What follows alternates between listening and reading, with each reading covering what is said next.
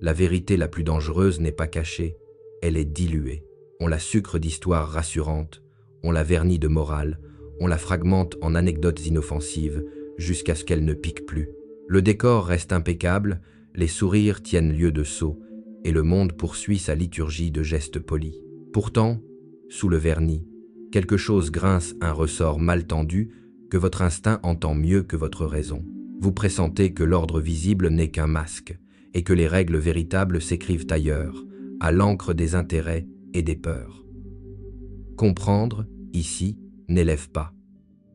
C'est franchir un seuil où les mots coûtent et où le silence devient stratégie. Restez sur ce seuil une seconde de plus. Écoutez ceux qui travaillent dans la pénombre. Vous y percevrez la loi première du pouvoir. On ne gouverne pas par les faits, mais par les affects. Et c'est par cette porte que nous entrerons dans la suite. Avancez maintenant d'un pas et découvrez ce qui se cache derrière le rideau. Un théâtre où les faits ne sont que décors de carton. Au centre de la scène, les émotions tiennent le premier rôle. Elles déclament, elles électrisent, elles font lever la foule avant que l'argument n'entre même en coulisses. Car l'être humain, contrairement au mythe des Lumières, n'est pas un calculateur froid, c'est un alchimiste affectif. Il transforme la peur en certitude, la honte en conformisme, le désir en croyance. Puis il baptise ce mélange « raison pour sauver les apparences ». Regardez comment nous achetons. L'étiquette scientifique d'un cosmétique n'est qu'un talisman. Ce que nous payons, c'est la promesse d'être désirable. Écoutez comment nous votons. Les programmes se lisent en colonnes de chiffres, mais la main se crispe ou se détend selon la chaleur d'un slogan, la cadence d'une voix, l'écho d'une angoisse ancestrale. Même dans l'intimité, la logique capitule. Combien d'âmes reviennent vers celui ou celle qui les blesse, simplement parce que le manque est plus insupportable qu'un raisonnement bancal. Machiavel l'avait noté.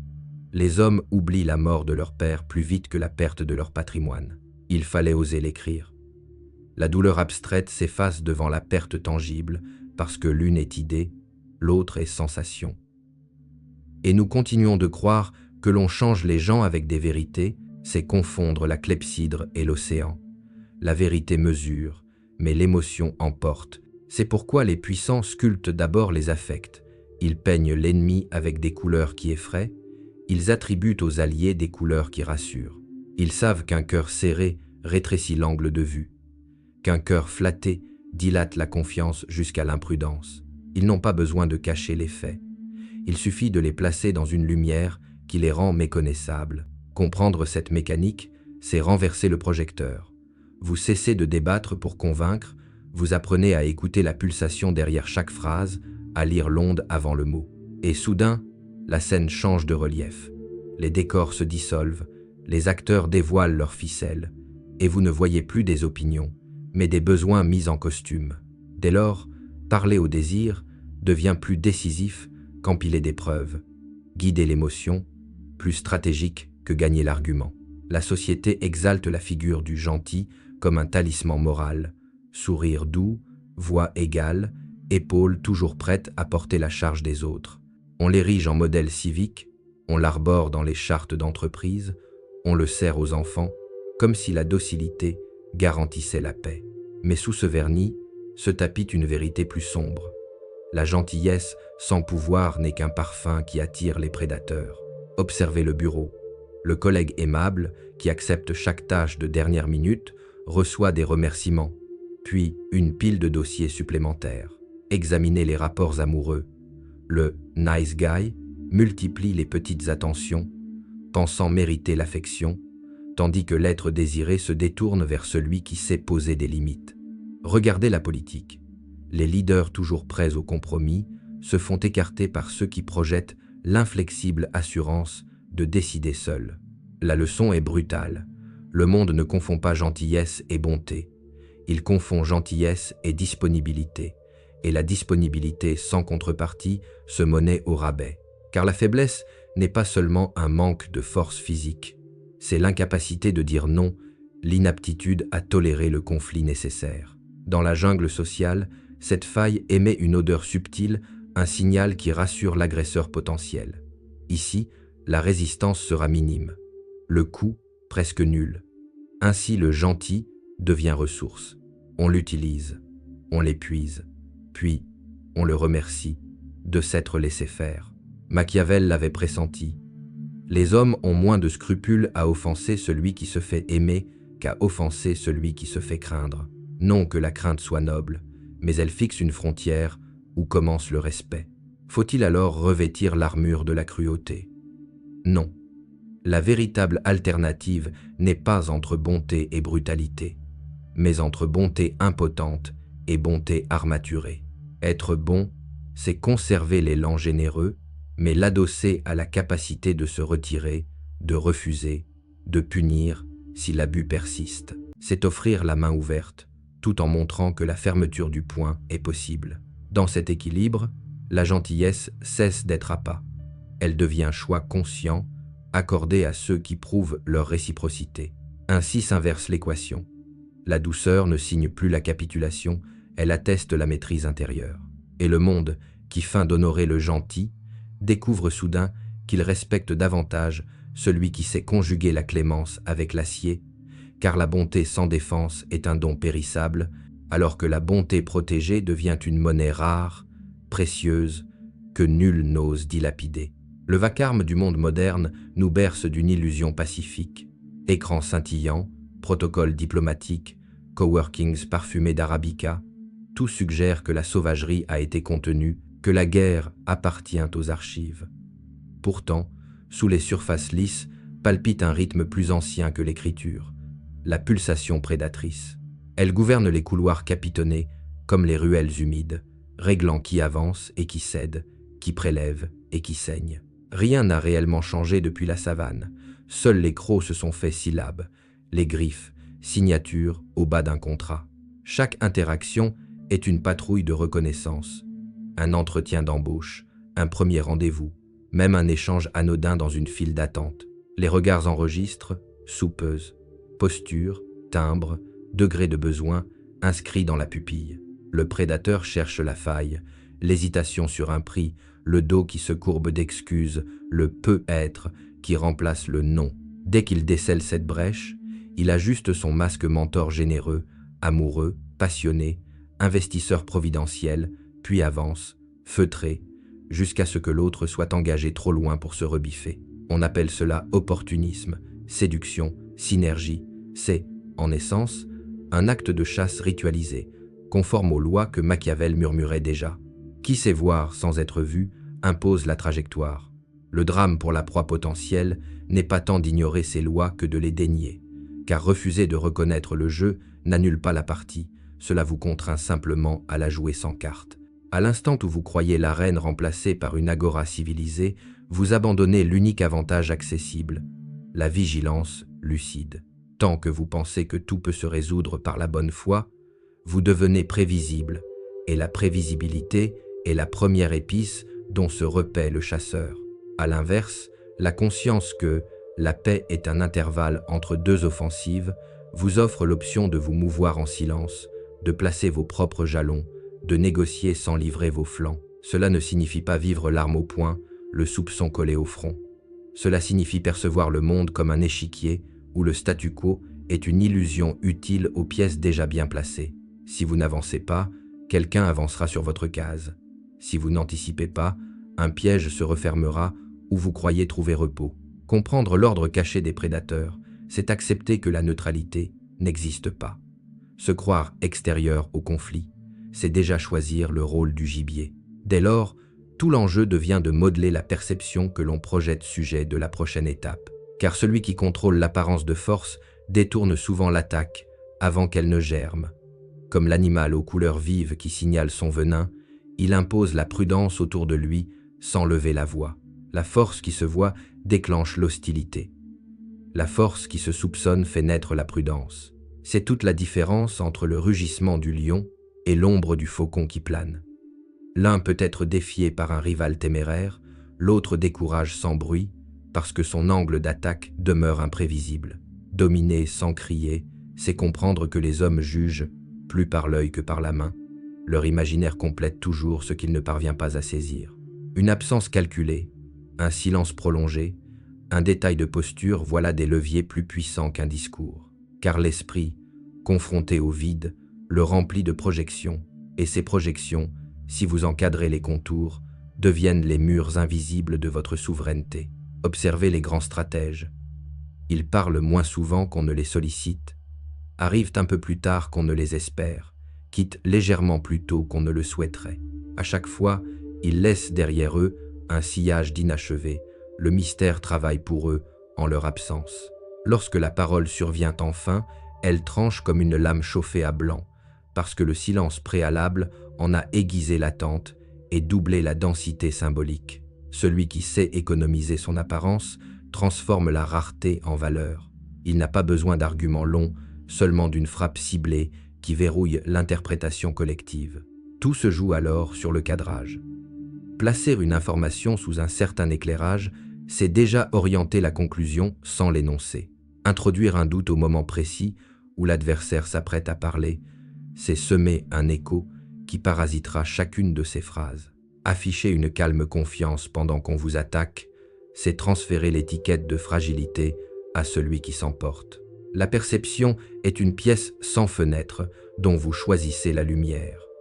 Changez l'ampoule et les mêmes murs paraîtront refuge ou prison. Mais maîtriser ce théâtre exige d'abord discipline intérieure. Impossible de gérer l'image si le regard trahit la peur, si la voix fléchit au premier accroc. Le contrôle externe dérive toujours d'une cohérence interne. C'est la tension stable d'un arc bandé visible à qui sait voir, assez subtil pour que la plupart préfèrent détourner les yeux. Ainsi, sans menace explicite, vous redéfinissez les trajectoires autour de vous. Et quiconque entre dans votre champ gravitera selon l'orbite que vous aurez silencieusement tracée, convaincu de choisir son propre chemin alors qu'il épouse déjà la courbure de votre influence. La loyauté est un mot qui brille comme une médaille d'honneur. On l'épingle sur sa poitrine, on la jure la main levée, on l'offre comme preuve suprême de valeur morale. Pourtant, si l'on gratte le métal, on découvre une matière moins pure. La loyauté n'est pas or, mais alliage un contrat tacite où chaque face attend sa part de lumière. Dans l'ombre, ceux qui connaissent le véritable prix du pouvoir le savent. Ce qui n'est pas réciproque se change tôt ou tard en dette toxique. Le dévouement unilatéral ressemble à un puits sans margelle. Plus on y verse d'eau, plus l'obscurité s'approfondit, jusqu'à engloutir celui qui versait. Observez l'ami qui ne téléphone qu'au besoin, l'entreprise qui prêche l'esprit de famille le vendredi, puis licencie le lundi, le partenaire amoureux qui réclame votre constance tandis qu'il entretient des issues de secours. L'erreur n'est pas de donner. L'erreur est de croire que donner suffit à sceller l'échange. Machiavel, lucide jusqu'au froid, avertissait déjà.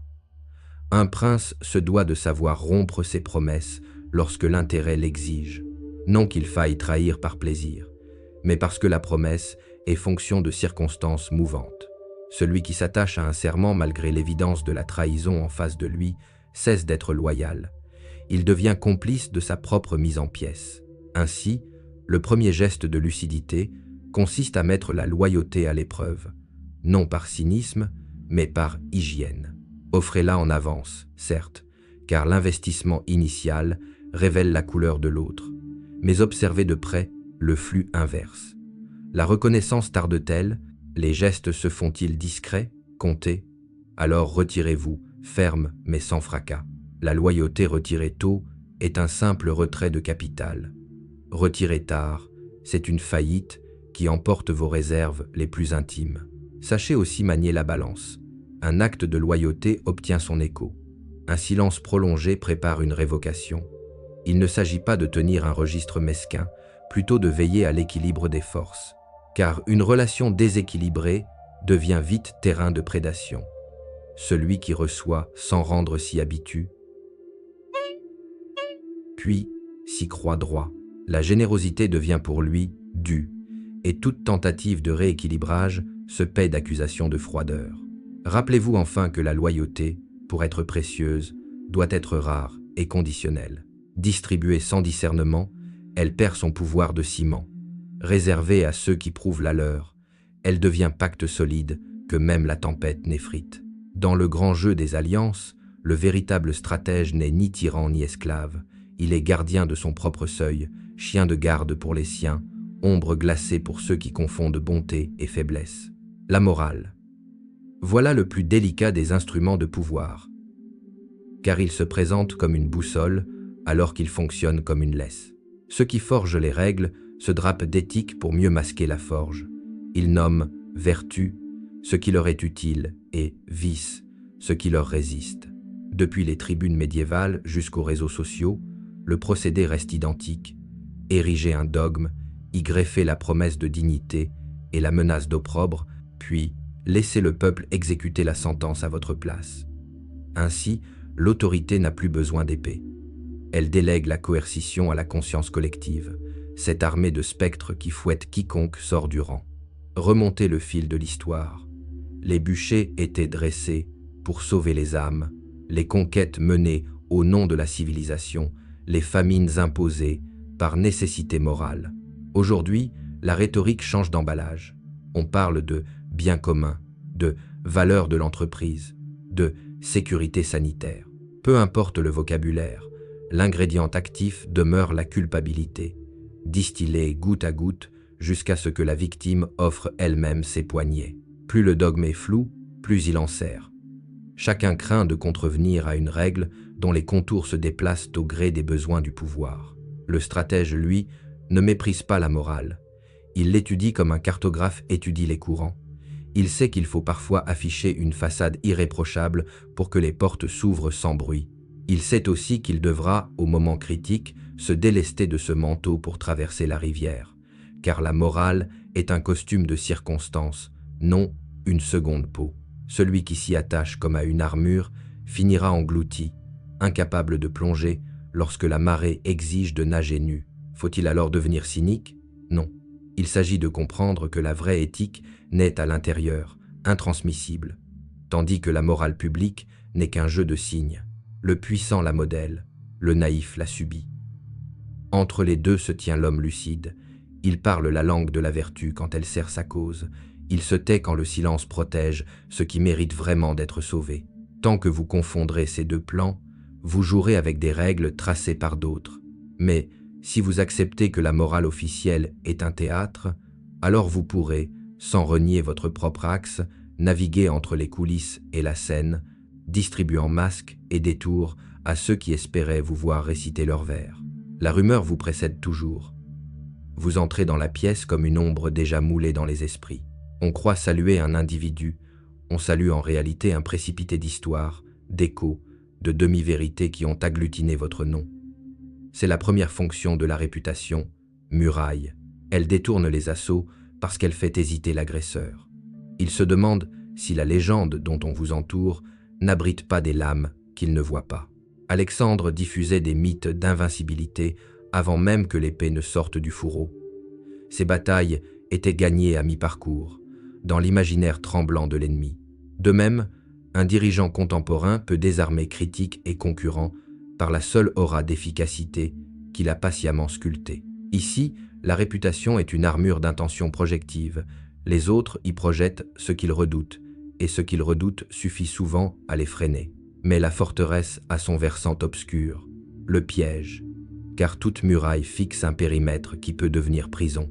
Le jour où la légende se fend d'une rumeur contraire, la fissure s'agrandit sous son propre poids. Tout ce qui fut vanté se retourne en chef d'accusation. On n'excuse pas la faute d'un homme réputé infaillible, on l'excommunie pour hérésie contre l'image qu'il a lui-même entretenue. Plus le mythe est haut, plus la chute est réclamée comme spectacle public. Voyez ces figures adulées, puis lapidées en 24 heures. La même foule qui alimentait la flamme d'admiration jette soudain l'huile du mépris. C'est que la réputation, une fois hypertrophiée, cesse de vous appartenir. Elle devient bien collectif, propriété émotionnelle des masses. Et celles-ci protègent jalousement leur droit de brûler l'effigie quand la ferveur tourne au ressentiment. Le stratège machiavélien avance donc sur une arête. Il doit cultiver l'aura sans devenir otage de son reflet. Comment?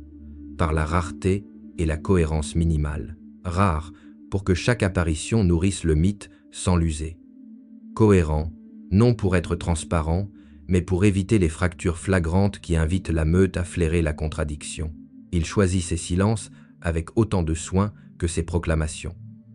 Il laisse circuler des récits qu'il peut toujours démentir par un détail ambigu, de sorte que l'auditoire reste dans l'incertitude respectueuse. Et surtout, il conserve une marge intérieure où son identité réelle demeure hors d'atteinte, un quartier inviolé du château, inaccessible aux chroniqueurs. Car au fond, la réputation n'est qu'un jeu d'ombre porté sur le mur de la caverne. Celui qui confond l'ombre avec sa propre chair finira consumé par la lumière changeante des torches. Le maître des apparences, lui, se tient derrière la toile. Il tire les ficelles de la projection, ajuste la taille du spectre et s'assure par prudence, autant que par art, de ne jamais être confondu avec l'image qu'il orchestre. Sous l'éclat aveuglant des déclarations officielles, les rouages véritables pivotent dans l'ombre d'un mensonge utile, non pas la supercherie grossière qu'on débusque d'un coup de lampe, mais le subtil déplacement de la perspective qui rend l'inacceptable tolérable. Le pouvoir l'emploie comme un alchimiste emploie le mercure. À faible dose, il fluidifie la réalité, la fait couler dans le moule voulu. À dose trop forte, il empoisonne l'ouvrier lui-même. Le stratège sait donc doser, un silence laissé ici pour que l'imagination adverse bâtisse sa propre prison, une demi-vérité là pour orienter l'indignation sans être prise au piège d'un démenti, car la vérité brute agit comme une lame à double tranchant. Elle peut libérer ou vous saigner si l'autre partie s'en sert contre vous. C'est pourquoi l'honnêteté totale ressemble à un manteau blanc dans une ruelle de suie. Il attire le regard, mais se tâche au premier contact. L'homme qui exhibe chacune de ses pensées croit gagner la confiance. Il ne fait que fournir des cartouches à ceux qui n'attendaient qu'un prétexte. À l'inverse, celui qui maîtrise l'art de l'opacité sélective, dire suffisamment pour guider, taire suffisamment pour protéger, forge un avantage asymétrique. Il sait ce que l'autre ignore, tandis que l'autre ignore ce qu'il croit savoir. Dans ce clair-obscur, la parole devient scalpel. On découpe les attentes, on greffe des certitudes, on cautérise les soupçons, mais il serait naïf de voir dans cette technique un simple cynisme. Le mensonge utile, bien manié, préserve parfois plus qu'il ne corrompt. Protéger une négociation fragile d'un accès soudain de transparence peut sauver des vies. Différer une révélation brutale, le temps de préparer les esprits, peut éviter un chaos stérile. Tout est question de cible et d'intention. Machiavel lui-même ne prêchait pas la tromperie gratuite.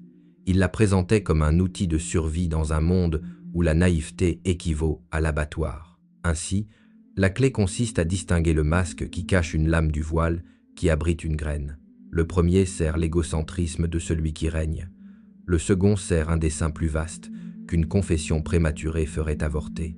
Le stratège véritable alterne entre dévoilement et retrait, comme le batelier ajuste sa voile entre rafale et accalmie.